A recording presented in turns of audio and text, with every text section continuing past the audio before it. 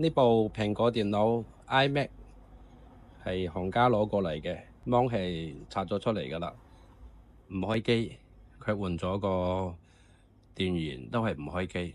咁而家我哋睇係乜嘢壞？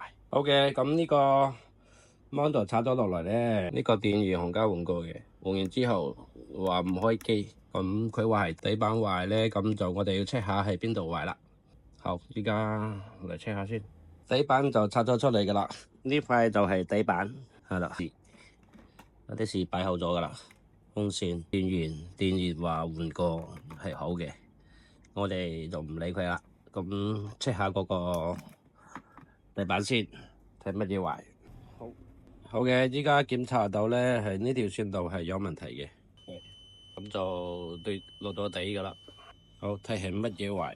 係啦，呢粒電容發熱，有可能係呢粒電容壞咗啊！再睇一睇，係啦。好嘅，咁我哋拆咗呢粒電容先。呢粒電容係邊一粒咧？就係呢粒。好嘅，呢粒電容壞咗，電容就拆咗落嚟，check 一 check 睇係咪佢壞。係嘅，通咗噶啦。電容通咗，佢就壞。睇一睇底板先吓，底板有冇短路咧？有呢條線路。好，左直200幾，咁就 OK 噶啦。呢條線路裝翻個電容就試機。依家砌翻好試機。咁呢部機咧，咁就係依家係底板先裝嘅。裝完底板之後，裝 hard disk 吓。咁而家裝砌好咗螺絲嗰啲噶啦，依家冚翻個芒試機。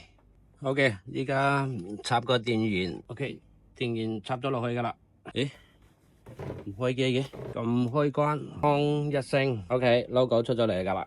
第一次開機慢啲係嘛？慢嘅，慢慢等。哦，終於開機啦，幾驚入唔到去。OK， 咁依家攞個鍵盤試下，鍵盤試 OK 嘅。